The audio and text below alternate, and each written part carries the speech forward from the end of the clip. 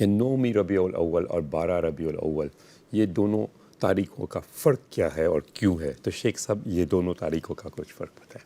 بسم اللہ الرحمن الرحیم۔ تو حضور صلی اللہ علیہ وسلم ہمیں بالکل یقین ہے، سب علماء نے کہا ہے کہ حضور صلی اللہ علیہ وسلم ربیع الاول کے مہینے کے اندر پیدا ہوئے تھے۔ صبح کے وقت حضور صلی اللہ علیہ وسلم پیدا ہوئے تھے، اور پیر کا دن تھا، دوشنبہ کا دن تھا۔ یہ بھی ہمیں پتہ ہے کہ یہ حضور صلی اللہ علیہ وسلم پیر کے دن یعنی منڈے کے دن پیدا ہوئے تھے۔ اب کون سی تاریخ کو پیدا ہوئے تھے اس کے اندر علماء کا اختلاف ہے۔ جیسے میں کہہ رہا تھا، بعض لوگوں نے کہا پہلی تاریخ کو، بعض لوگوں نے کہا 8ویں تاریخ کو، بعض علماء نے کہا 9ویں تاریخ کو، بعض علماء نے کہا 12 تاریخ کو۔ تو اب فرق کیوں ہے؟ فرق اس لیے ہے کہ بعض صحابہ سے اقوال موجود ہے، لیکن حضور صلی اللہ علیہ وسلم اس وقت نبی نہیں تھے، 40 سال بعد نبی ہوئے، تو پھر ان کو تاریخ، اصل تاریخ پتہ نہیں تھی۔ اتنا پتہ تھا، حضور صلی اللہ علیہ وسلم نے فرمایا کہ منڈے کو، پیر کے دن میں روزہ رکھتا ہوں اس لیے کہ میں اس دن پیدا ہوا۔ تو یہ ایک سنت ہم نے بہت چھوڑ دیا ہے۔ اللہ پاک مجھے بھی توفیق دے، آپ کو بھی توفیق دے۔ حضور صلی اللہ علیہ وسلم نے فرمایا کہ چونکہ میری پیدائش منڈے کو ہوئی، پیر کے دن ہوئی، اس لیے میں پیر کے دن روزہ رکھتا ہوں۔ اور ہمیں پتہ ہے حضور صلی اللہ علیہ وسلم پیر کے دن اور جمعرات کے دن روزہ رکھتے تھے۔ تو پیر کے دن ہمیں پتہ ہے کہ حضور صلی اللہ علیہ وسلم پیدا ہوئے، ربیع الاول کا مہینہ تھا۔ تو بعض علماء نے پھر کوشش کی کہ دیکھے کہ کون سی تاریخ ہوگی۔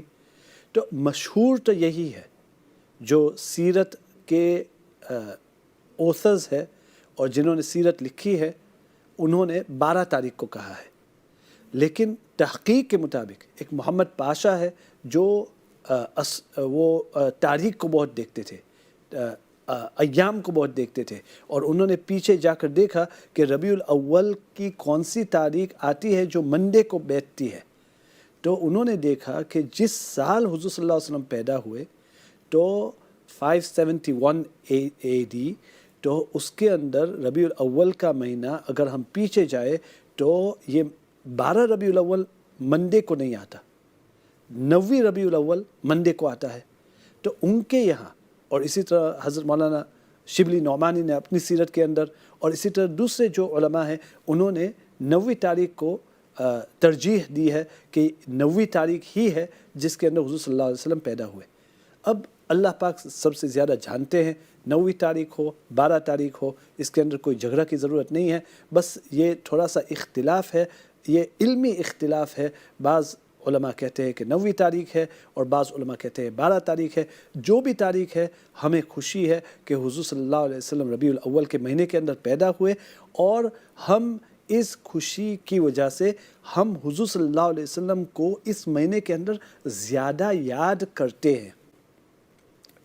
بہن نے پوچھا اس مہینے کے اندر کیا کرنا ہے، تو ایک تو میں نے کہا کہ ہر منڈے کو روزہ رکھنا ہے۔ اگر ہمیں حضور صلی اللہ علیہ وسلم سے سچی پکی محبت ہے اور ہمیں حضور صلی اللہ علیہ وسلم کی پیدائش کو یاد کرنا ہے تو ہر منڈے کو، صرف ربیع الاول کو نہیں، پورے سال ہر منڈے کو، ہر پیر کو روزہ رکھنا ہے، جس طرح حضور صلی اللہ علیہ وسلم رکھتے تھے۔ دوسری بات یہ کہ اور کیا کرنا چاہیے ہمیں، تو علماء کہتے ہیں کہ چونکہ ہماری زندگی اب بہت ہی دین سے کافی دور ہو گئی ہے، تو جس طرح ہمیں حضور صلی اللہ علیہ وسلم کو یاد کرنا چاہیے، ہم حضور صلی اللہ علیہ وسلم کو یاد نہیں کرتے۔ تو یہ ایک مہینہ ہے جس کے اندر حضور صلی اللہ علیہ وسلم پیدا ہوئے، تو اس کے اندر زیادہ تر ہم حضور صلی اللہ علیہ وسلم کو تو یاد کر سکتے ہیں نا۔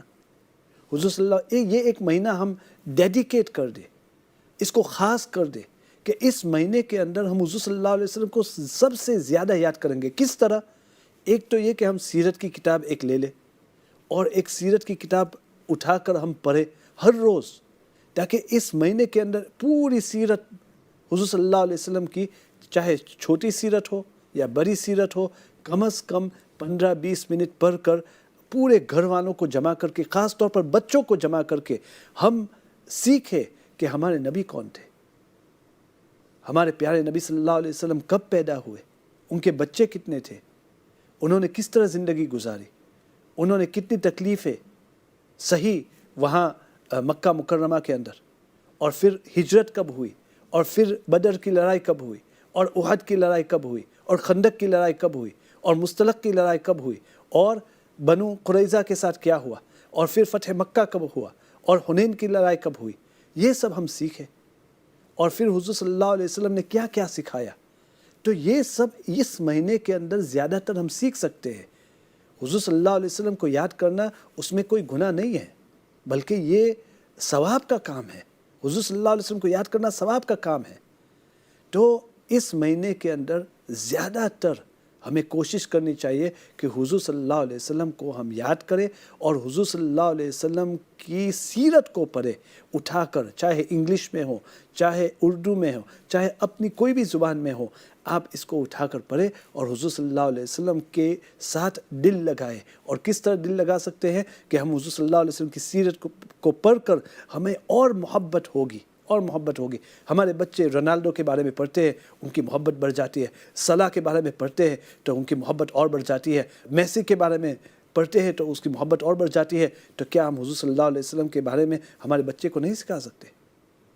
हमें पूरी दुनिया के बारे में पता है, वो एक्टर के बारे में पता है, उस एक्ट्रेस के बारे में पता है, वो मंदिर गया था वो पता है, और ये वहाँ गई थी वो पता है, लेकिन हमें हुज़ूर सल्लल्लाहु अलैहि वसल्लम के बारे में पता नहीं है। काश कि हमें हुज़ूर सल्लल्लाहु अलैहि वसल्लम से थोड़ा सा दिल लग जाए, इसलिए कि दुनिया के अंदर भी उन्होंने हमारे लिए दुआ की थी और आखिरत के अंदर भी वो उम्मती उम्मती हमें ढूंढेंगे, हमारे लिए वो कोशिश करेंगे कि हम सब जन्नत के अंदर जाए। तो कोशिश करें कि इस महीने के अंदर हुज़ूर सल्लल्लाहु अलैहि वसल्लम को ज़्यादा से ज़्यादा याद करें।